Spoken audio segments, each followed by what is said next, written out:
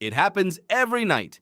You close your eyes, the room goes dark, and your brain decides that right now, is the perfect time to replay that embarrassing thing you said in 2014.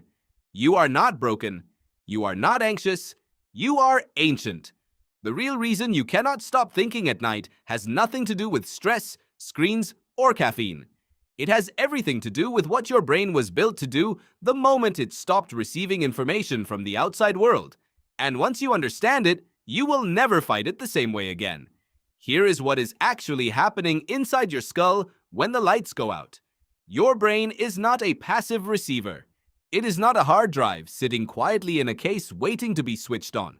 It is an active prediction engine running 24 hours a day, constantly modeling the world, constantly anticipating what comes next.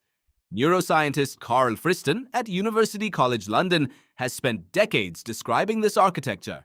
He calls it the predictive processing framework. Your brain, he argues, does not simply react to the world. It builds a model of the world and then uses incoming sensory data to check whether that model is correct.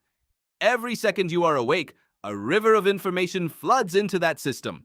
Light, sound, temperature, the pressure of a chair against your back, the smell of the room. Your brain is busy. It is processing, predicting, updating, correcting. There is always something to compare against the model. Then you lie down. The lights go off. The noise stops. And suddenly, the river dries up. The model keeps running. The prediction engine does not stop. But now there is nothing to compare it against. No new sensory data, no external signal to anchor the brain to the present moment. And so it does what any prediction engine does when it runs out of new input.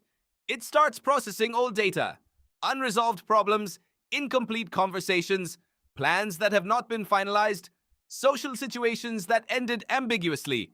Your brain pulls these files out not because it is tormenting you, but because they represent prediction errors.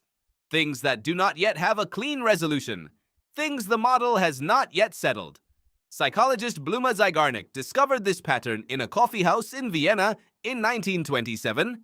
She noticed that waiters could remember every detail of an order they had not yet delivered. But the moment the food hit the table, the order vanished from their memory. She tested this in the laboratory and confirmed what she had observed. Unfinished tasks are held in an active, heightened state of mental attention. Completed ones are filed away and forgotten. Your brain at 2 in the morning is doing exactly what those waiters were doing. It is keeping every open loop alive, waiting for closure. But why does it wait until night to bring them out? Because it cannot get to them during the day. Not really.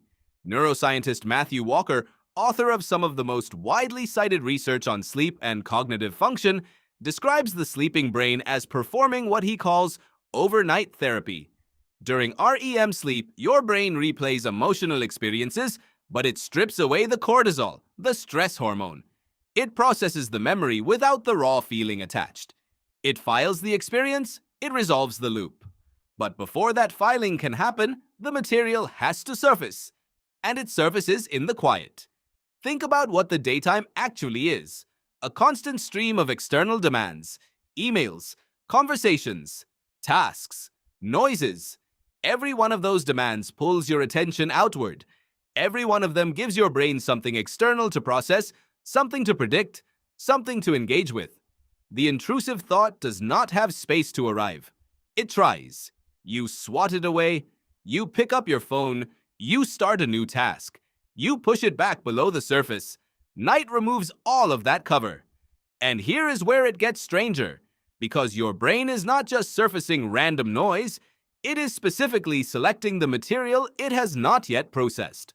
Researchers at the University of California, Berkeley, have studied what they call the default mode network, a system of interconnected brain regions that activates not when you are focused on a task, but when you are not, when you are lying in bed, when you are in the shower, when you are staring out a window.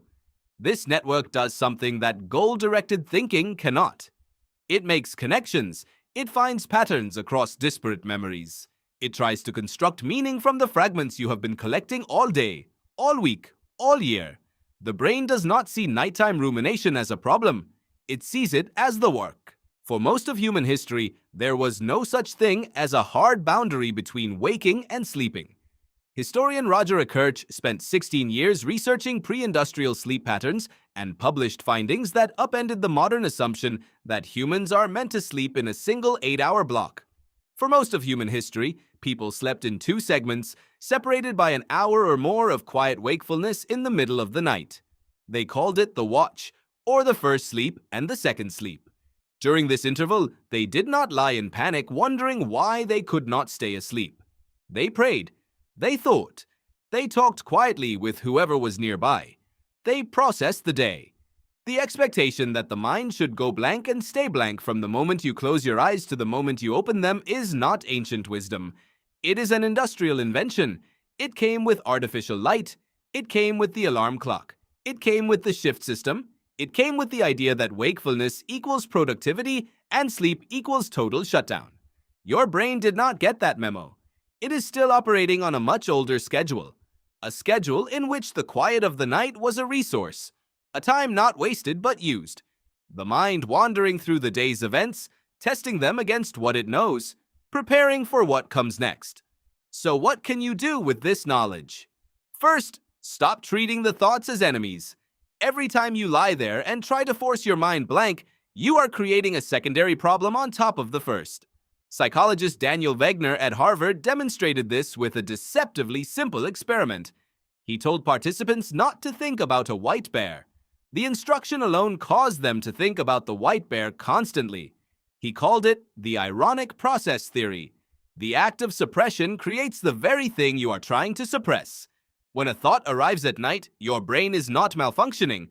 It is working. It is doing exactly what it evolved to do. Acknowledge the thought.